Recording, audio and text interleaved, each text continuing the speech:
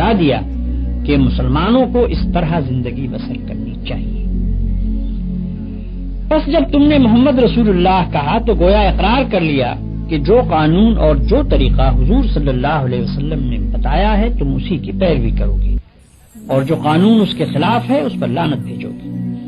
یہ اقرار کرنے کے بعد اگر تم نے حضور صلی اللہ علیہ وسلم کے لائے ہوئے قانون کو چھوڑ دیا اور دنیا کے قانون کو مانتے رہے تو تم سے بڑھ کر جھوٹا اور بے ایمان کوئی نہ ہوگا، کیونکہ تم یہی اقرار کر کے تو اسلام میں داخل ہوئے تھے کہ محمد صلی اللہ علیہ وسلم کا لایا ہوا قانون حق ہے اور اسی کی تم پیروی کرو گے۔ اسی اقرار کی بدولت تو تم مسلمانوں کے بھائی بنے، اسی کی بدولت تم نے باپ سے ورثہ پایا، اسی کی بدولت ایک مسلمان عورت سے تمہارا نکاح ہوا، اسی کی بدولت تمہاری اولاد تمہاری جائز اولاد بنی، اور اگر ان سب کے باوجود تم نے اپنا اقرار توڑ دیا تو اس سے بڑھ کر دنیا میں کون سی بے ایمانی ہو سکتی ہے؟ اگر تم لا الہ الا اللہ محمد الرسول اللہ کے معنی جانتے ہو اور جان بوجھ کر اس کا اقرار کرتے ہو تو تم کو ہر حال میں خدا کے قانون کی پیروی کرنی چاہیے، خواہ اس کی پیروی پر مجبور کرنے والی کوئی پولیس اور عدالت اس دنیا میں نظر نہ آتی۔ جو شخص یہ سمجھتا ہے کہ خدا کی پولیس اور فوج اور عدالت اور جیل کہیں موجود نہیں ہے اس لیے اس کے قانون کو توڑنا آسان ہے، اور گورنمنٹ کی پولیس فوج عدالت اور جیل موجود ہے اس لیے اس کے قانون کو توڑنا مشکل ہے، ایسے شخص کے متعلق میں صاف کہتا ہوں کہ وہ لا الہ الا اللہ محمد الرسول اللہ کا جھوٹا اقرار کرتا ہے، اپنے خدا کو، ساری دنیا کو، تمام مسلمانوں کو اور خود اپنے نفس کو دھوکہ دیتا ہے۔ بھائیو اور دوستو، ابھی میں نے تمہارے سامنے کلمہ طیبہ کے معنی بیان کیے ہیں، اب اسی سلسلے میں ایک اور پہلو کی طرف تم کو توجہ دلاتا ہوں۔ تم اقرار کرتے ہو کہ اللہ تمہارا اور ہر چیز کا مالک ہے، اس کے کیا معنی ہے؟ اس کے معنی یہ ہیں کہ تمہاری جان تمہاری اپنی نہیں، خدا کی ملک ہے، تمہارے ہاتھ اپنے نہیں، تمہاری آنکھیں اور تمہارے کان اور تمہارے جسم کا کوئی عضو تمہارا اپنا نہیں، یہ زمینیں جن کو تم جوتتے ہو، یہ جانور جن سے تم خدمت لیتے ہو، یہ مال اسباب جن سے تم فائدہ اٹھاتے ہو، ان میں سے بھی کوئی چیز تمہاری نہیں، ہر چیز خدا کی ملک ہے اور خدا کی طرف سے عطیے کے طور پر تمہیں ملی ہے۔ اس بات کا اقرار کرنے کے بعد تمہیں یہ کہنے کا کیا حق ہے کہ جان میری ہے، جسم میرا ہے، مال میرا ہے اور فلاں چیز میری ہے؟ دوسرے کو مالک کہنا اور پھر اس کی چیز کو اپنی قرار دینا بالکل ایک لغو بات ہے۔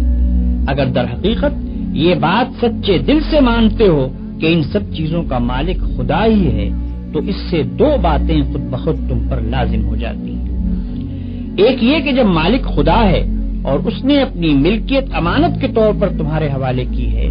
تو جس طرح مالک کہتا ہے اسی طرح ان چیزوں سے کام لینا چاہیے۔ اس کی مرضی کے خلاف ان سے کام لیتے ہو تو دھوکہ بازی کرتے ہو، تم اپنے ان ہاتھوں اور پاؤں کو بھی اس کی پسند کے خلاف ہلانے کا حق نہیں رکھتے، تم ان آنکھوں سے بھی اس کی مرضی کے خلاف دیکھنے کا کام نہیں لے سکتے، تم کو اس پیٹ میں بھی کوئی ایسی چیز ڈالنے کا حق نہیں ہے جو اس کی مرضی کے خلاف ہو، تمہیں ان زمینوں اور ان جائیدادوں پر بھی مالک کے منشا کے خلاف کوئی حق حاصل نہیں ہے۔ تمہاری بیویاں جن کو تم اپنی کہتے ہو اور تمہاری اولاد جن کو تم اپنی کہتے ہو، یہ بھی صرف اس لیے تمہاری ہیں کہ تمہارے مالک کی دی ہوئی ہے، لہذا تم کو ان سے بھی اپنی خواہش کے مطابق نہیں بلکہ مالک کے حکم کے مطابق ہی برتاؤ کرنا چاہیے۔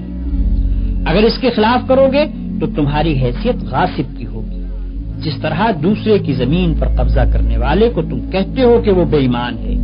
اسی طرح اگر خدا کی دی ہوئی چیزوں کو تم اپنا سمجھ کر اپنی مرضی کے مطابق استعمال کرو گے یا خدا کے سوا کسی اور کی مرضی کے مطابق ان سے کام لوگے تو وہی بے ایمانی کا الزام تم پر بھی آئے گا۔ اگر مالک کی مرضی کے مطابق کام کرنے میں کوئی نقصان ہوتا ہے تو ہوا کرے، جان جاتی ہے تو جائے، ہاتھ پاؤں ٹوٹتے ہیں تو ٹوٹے، اولاد کا نقصان ہوتا ہے تو ہو، مال و جائیداد برباد ہو تو ہوا کرے، تمہیں کیوں غم ہو؟ جس کی چیز ہے وہی اگر نقصان پسند کرتا ہو تو اس کو حق ہے۔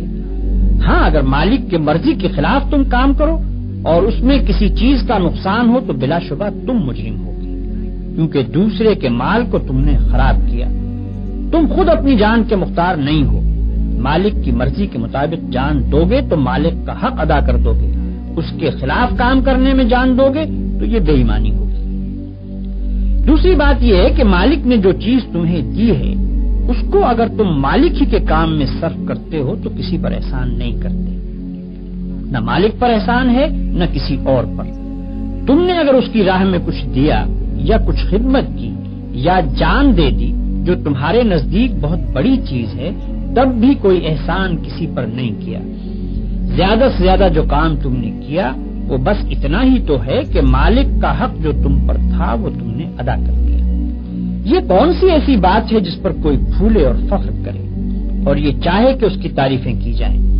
اور یہ سمجھے کہ اس نے کوئی بہت بڑا کام کیا ہے جس پر اس کی بڑائی تسلیم کی جائے۔ یاد رکھو کہ سچا مسلمان مالک کی راہ میں کچھ خرچ کرنے یا کچھ خدمت کرنے کے بعد پھولتا نہیں ہے بلکہ خاکساری اختیار کرتا ہے۔ فخر کرنا کار خیر کو برباد کر دیتا ہے۔ تعریف کی خواہش جس نے کی اور اس کی خاطر کوئی کار خیر کیا وہ خدا کے ہاں کسی اجر کا مستحق نہ رہا، کیونکہ اس نے تو اپنے کام کا معاوضہ دنیا ہی میں مانگا اور یہیں اس کو مل بھی گیا۔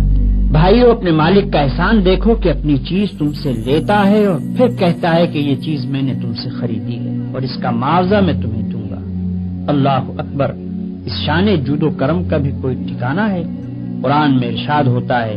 کہ ان اللہ اشتری من المؤمنین انفسهم واموالهم بان لهم الجنہ، اللہ نے ایمانداروں سے ان کی جانیں اور ان کے مال خرید لیے ہیں اس معاوضے میں کہ ان کے لیے جنت ہے۔